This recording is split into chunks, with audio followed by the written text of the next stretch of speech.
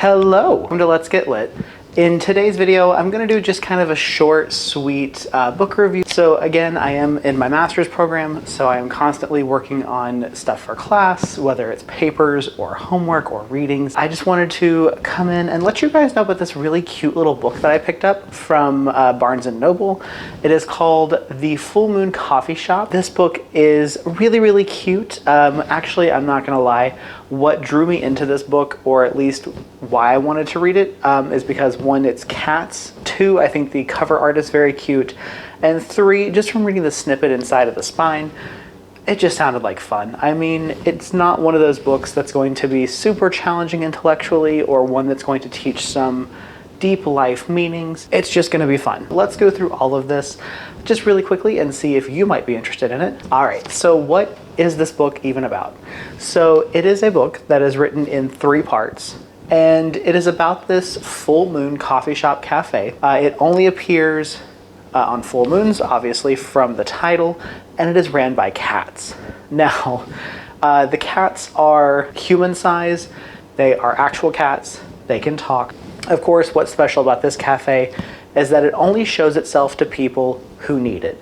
So not everyone can see it, not everyone can go to it. You almost kind of have to be invited to it, or you have to be like drawn to it. And it can be anywhere. Again, there are 3 sections. We have 3 different characters. I would kind of go to say 4, and each section is their experience with the coffee shop or with the Full Moon Cafe and what they learned from going there. It's very astrological. I'm gonna zoom in on the cover real quick. Maybe you can see it. You should be able to see some of the zodiac signs that are inside the moon. That is for a reason. Reading through it, all 3, or I should say 4 of these characters are intertwined. They all do know each other. Or in America, we have what's called like the 6 degrees of separation game. That's kind of what this book is too. Each character knows another character, whether they are friends or acquaintances, whatever it might be, and they're all kind of connected. The first character is a screenwriter. She was a very big hit in her early career. She kind of suffered a little bit. She hasn't really had any hits. She's taking this side job as writing scripts for a dating game app, and you kind of see that she's kind of stuck in a funk. So in her section, she goes to meet up with one of her old friends, her business coworkers, and she's pitched another television show. Unfortunately, it's rejected because it just doesn't keep up with the times. And as she's going home, she stumbles upon the cafe, and while there, she does get some desserts, she gets some drinks, and the catch is that she does not order. You cannot order at this cafe. They give you what you need. It does have that fantastical element due to the cats being able to talk. The cats talk about the astrological zodiac signs. They're all named after the Roman gods or the planets.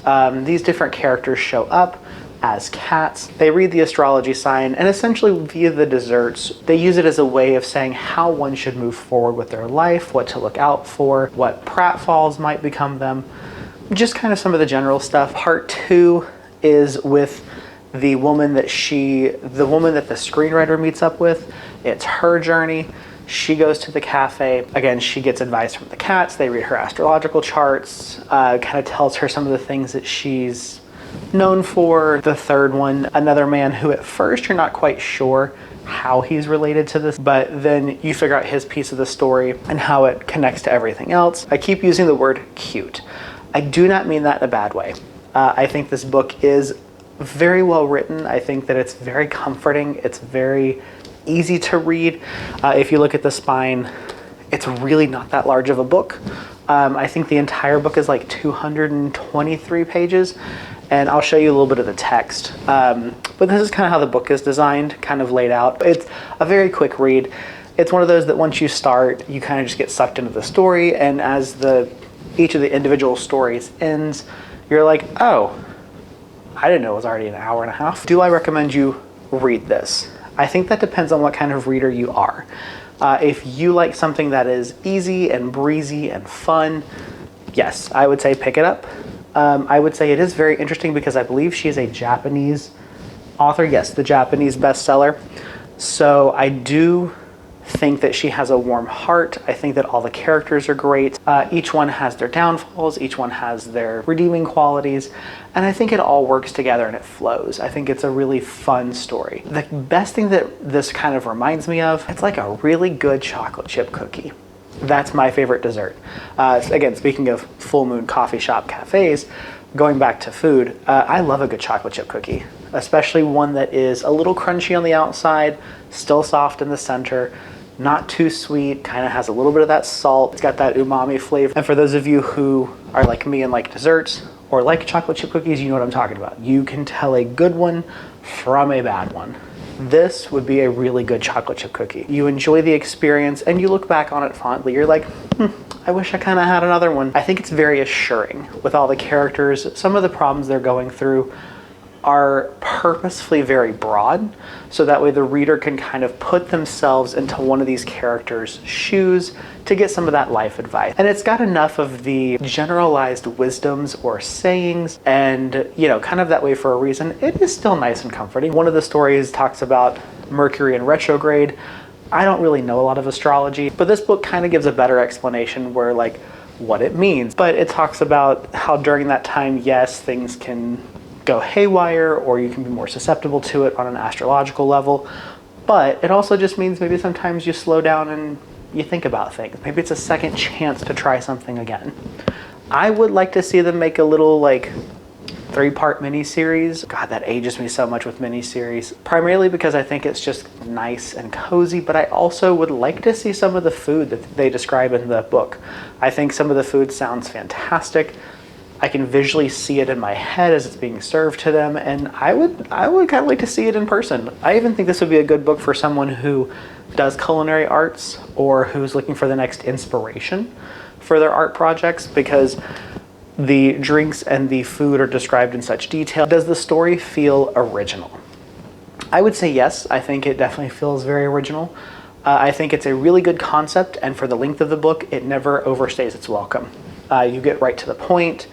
You understand what kind of is going on, and by the third story, when it could feel repetitive, it doesn't. She finds ways to mix it up and to keep it fresh without ever going stale. That is my review of the Full Moon Coffee Shop.